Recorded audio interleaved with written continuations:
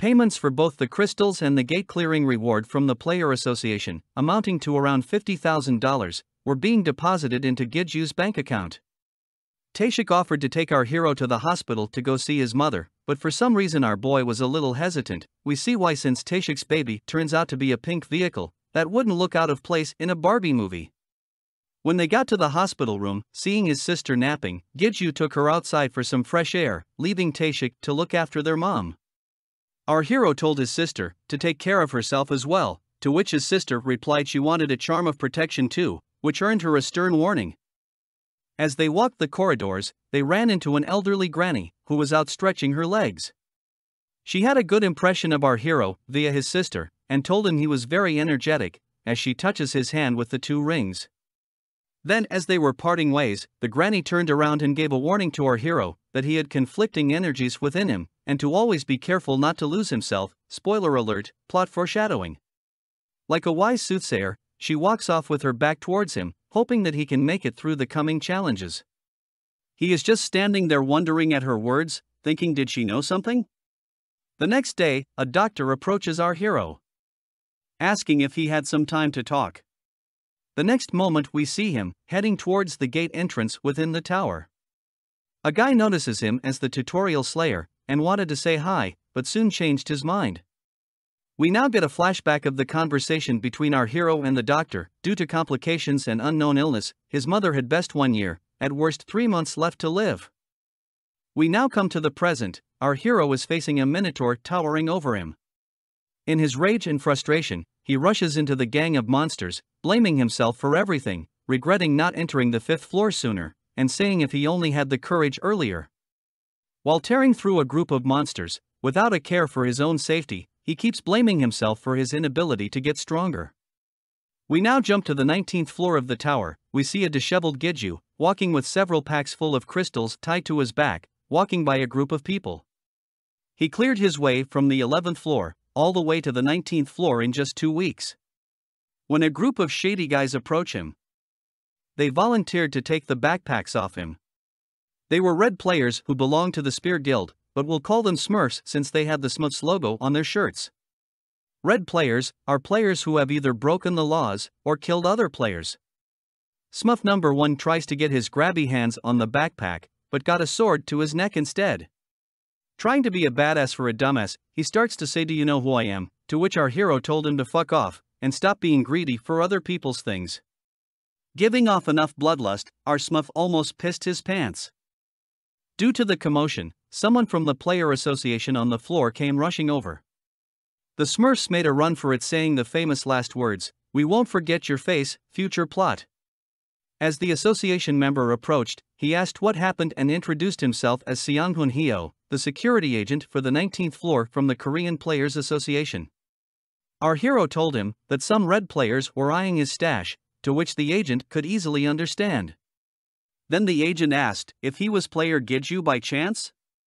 We are now taken to Taeshik's office and explained that Taeshik had put a bounty on Gidju to be found and brought to him. When asked why, he told him he was concerned about Gidju, who had shut himself within the tower for 2 weeks without making any contact. And second was for a way to cure his mother's illness. The only way to treat an illness with an unknown cause was with a game item called Elixir. An all-powerful potion that is known to cure any disease, but are very rare, with only 3 elixirs ever reported to have been found to date. You have a chance to obtain the elixir as a gate clear reward, but only for maze-type gates. Due to wide distribution of monsters of various ranks, as well as powerful keepers and frequent traps, the gate is classified as miscellaneous gate, which is separate from ranked gates, so anyone can challenge them with permission. Seems 2 days ago, a third maze appeared in America. After Gidju leaves to make preparations, we see Taeshik sitting alone in his office, feeling very tired, remembering his brother Kim and saying that he has done everything he could think of. Seems there is more history between these two than meets the eye. Once Gidju cleans up and makes his preparation, he is greeted by Seonghun Hyo at the Player Association. Seems the security agent has been reassigned by his department head, Taeshik, to aid our hero and guide him to the gate. They were about to set off when Gidju told his guide to give him a moment. In the next moment, our hero goes to the 20th floor and passes the test, which allowed his skill to evolve into an E grade. The status window shows that his skill, Synchronized, can use 35% of Ego's power. While it might be only 35%, he feels that his body has much more strength than before the test. When he came down, the agent had an aha moment. He couldn't believe our boy finished the test, which normally takes around a day, and cleared it in 20 minutes. He decided never mind, and led the way to their destination. When asked for the time of their flight, our agent said they won't be taking a plane. Our hero had a puzzled expression. The guide told him that they would be headed to the 5th floor. You see, the tower is connected to the entire world via gates. The reason you typically do not see other people from different countries is because they are separated by regions, and these regions are maintained by different player associations from different countries. We now arrive at the 5th floor, Korean Player Association branch office. They enter an elevator, which is located within the tower. Normally this would be impossible since within the tower there is no electricity, but this elevator and even the building itself is actually an artifact, powered by crystals. As they reach their floor, the elevator door opens to reveal a room full of gate portals. This is the International Transport Portal Management Center. Not just anyone has access to these portals, and it seems Taeshik is not your average desk jockey to allow Giju the use of this top secret place. They soon arrive at a portal marked with the sign, USA, and enter it to arrive at Los Angeles, California. As they drive to the location of the maze gate, our hero looks over information concerning the other players, the high rankers who will also be participating in this gate raid. From the USA, Iron Shield, from Europe, Athena, and from Korea, the Demon King. When they arrive, the gate is guarded by armored tanks, barbed wire fenced, and military personnel, similar to something you would find in Warzone. In a location nearby, someone off-screen asks a guy in orange sunglasses, named Ball, if he knows who the new arriving Korean players are, to which Ball said he had no clue, but they look like someone from the association. In the next moment, with a penetrating eye, Ball uses some kind of eye skill and obtains information, revealing that the player is level 1 with no stats, and doesn't look to have any unique abilities. That's our boy Giju in nutshell alright. We are finally shown the face of the off-screen voice, which turns out to be a girl with long purple hair, purple eyes, with strong purple aura emitting from her body, looks like a real royalty, who says that our boy's face is just her type. Future waifu? Inside the gate, the labyrinth's walls are overgrown with plants. We see our hero, in a fight against a giant spider. He rushes towards the spider and makes a feint, to lure the spider into shooting its webbing, then signals Mr. Sunghoon to strike. The agent takes this opportunity to rush forward with his spear, and kills the giant spider in a single headshot. After 15 hours into the gate, Giju thanks Mr. Sunghoon for helping him adjust to the gate. Since this is as far as he can assist, the rest will be up to our boy to manage, and they quickly say their farewells and part way, promising to meet again in Korea. Using an item called Infinite Spray, glorified spray paint, our hero marks his path as he travels within the labyrinth, so he wouldn't get lost. After a week traveling along, he is now able to handle more of the monsters on his own. Even killing 3 giant spiders all at once isn't taking much effort, but knows that even stronger monsters awaits him as he advances closer to the boss's room. As Giju thinks back to the parting gift left by the agent, it looks like a ball of string, but it's an item called the Thread Roll of Arachne. It allows the user to return to the entrance of the gate once. It was a gift from director Taeshik, along with the words, "Run when you face a monster that's stronger than you, don't save it, there is nothing more precious than your life." Here is Mother Hen Taeshik, looking out for our boy. However, for Giju, he had no plans on using such an item, since for him getting the elixir meant more than his life. He is suddenly awakened from his thoughts by a loud girl's scream nearby. He quickly transformed his swords and cautiously advanced towards the sound, while Lu told him not to go, since it looked suspicious. Throwing caution to the winds, even if it was a trap, it wouldn't hurt him to check it out, since you never know if this might turn into a bigger danger in the future. From a distance, he saw a young black-haired girl, tied to a tree, shouting for help. While hiding behind a tree, our hero thinks this really reeks of a blatant trap. Why would a young kid, who has an uncanny resemblance to his sister, be doing alone in a gate like this? Our hero thought it was better to pretend he never saw a thing, since there were way too many suspicious things about this situation. As he was turning to go, the girl started to sob, saying, "Mom, sorry that I couldn't help with the hospital bills." At these words, Giju stopped in his tracks, clenching his teeth. Lu told him that this was obvious a trick, even a 9-year-old wouldn't fall for some simple line like this. But we know better, and these words pulled on our hero's heartstrings, and in a flash, he rushed to the girl, tearing the tree vines, and rescued the girl. The girl explained that she was accidentally separated from her party while she was distracted. Her name was Su Jung Young, and she had a buff skill as her original talent. In this world, as long as you have a talent, even if you are underage, you can still become a player. Since not a lot of people possess a buff type talent, much less as an original talent, they are highly sought after to party with. This could explain why an underage girl was brought into a dangerous place like this. Standing up suddenly, this girl, calling our guy uncle, asks if she can tag along with him while making puppy eyes. Giju flatly refused, telling the girl, "Since you are a player, you should be responsible for your own life." He can't help her anymore, and thinking he's not old enough to be called her uncle. She pleads, saying she's a good supporter and would an asset to him, then starts her sad story about being a new player with low levels, lured into this dangerous state by the promise of getting a lot of money.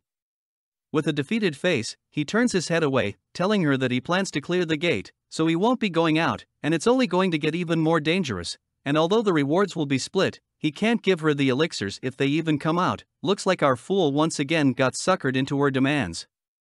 At first the girl had a blank stare, then comprehension dawned on her, and she shouted her thanks. He reaffirmed in his head that he was only taking her since supports would make this gate easier, and it's definitely not because she said her mother was sick or because she looked like her sister. Who was he trying to kid? We now continue our adventure into the labyrinth, and come across a giant ant. Calling on the girl for the buff, our hero rushes forward to slash through the group of spiders standing in their path. It's now been 2 weeks since he grouped with Sejong, and the hunting has definitely become easier. They were resting and eating by the wall when Giju felt a presence nearby. While hiding behind a broken part of the wall, he tried to sneak peek at who might be approaching. And it turned out to be the Iron Guild, led by Iron Shield. Upon noticing that this was a high ranker, and since he was hiding, they might mistake him for a spy. Thinking this, he quickly tried to run away, when an explosion occurred at the location he just vacated. A giant sword had been plunged inches away from him. While still on the ground, he quickly made his escape. When one of the members asked his guild master why he threw his sword, he just brushed it off as making a mistake. In a distant cave, we catch up with Giju and Sejong. Panting for breath, she asked why they were running away when they did nothing wrong, to which Giju informed her that they made the mistake of spying on them. Since spying can lead to surprise attacks within a gate, so typically it's forbidden among players. He was surprised to have been suddenly attacked like that, but explained it away, saying that a big guild like that must have lots of enemies. So instead of avoiding them and taking the longer route, they would instead follow behind and reap some of the benefits, since a big guild like that would clear the way and likely be taking the right path. He was thinking how smart he was, following from a distance at the marking left by the Iron Guild. Just as he was saying they just needed to find the boss's room first, he noticed that he was all alone. When he looked around for Sejong, his two egos warned him that something was approaching. The warning from his egos came too late, as Blondie was standing right behind him with a menacing glare, saying, "Found you, you little rat." As soon as he noticed what was going on, a hand he couldn't even dodge smashed his head into the ground. As the hand squeezed the head, he slowly lost consciousness, as the world around him turned black.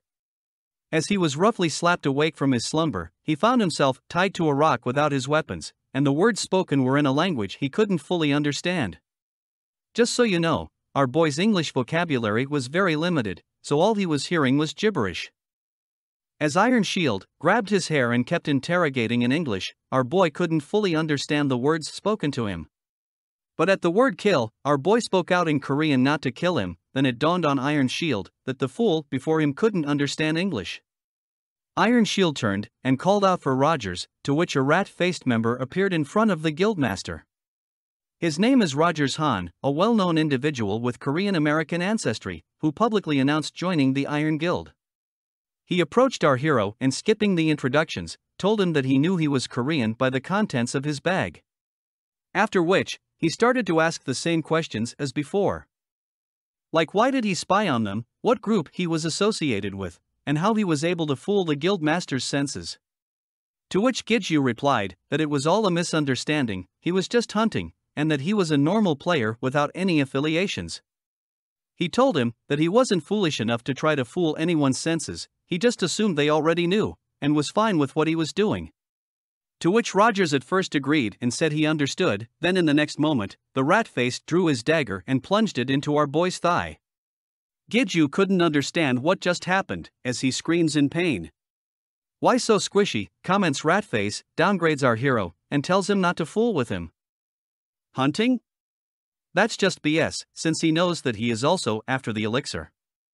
As our attention shifts to the background, where a member is holding our hero's two swords, and telling the guild master that he couldn't see a status window for the weapons, also the blades are so dull that it couldn't even be used to cut the skin of an orc. After which, Iron Shield said to just keep them, they could be used as raw material by their blacksmith when they got back.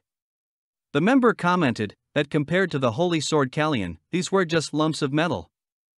We turn back to our hero being tortured by Ratface. He kept using Gidju's expensive healing potions to heal him, just to stab him back to the brink of death. Rogers tormented our hero saying that the healing potions were being left unused, so Ratface was just helping him use them, as he continued his abuse of our hero. As if his face couldn't possibly get any worse, he tried a menacing Ratface, and continued to grill our boy asking him who he works for. Gidju continued to say that he came here alone, but all his words fell on deaf ears, since they used inspection on him while he was unconscious, so they refused to believe that someone like him could possibly come in this gate alone. Ratface was furious, thinking that Gidju was trying to make a fool out of him. At that moment, the guildmaster called Rogers back to eat a meal before continuing. With a swift kick to the gut, Rogers left, warning him not to cause a fuss. As our hero was left behind, he contemplated on what was happening to him. He had told himself not to be cocky, since he already realized how lacking he was while sparring with Tashik. Conquering this maze gate was a pipe dream, but he couldn't give up on the hope that maybe, just maybe, he could do it. But all his faith came from his borrowed powers, and all they had to do was simply take away his weapons, and he became powerless to do anything. At that moment, 2 kilometers away, someone was spying on his situation. The Girl Scout turned to her guildmaster to ask how she would like to proceed.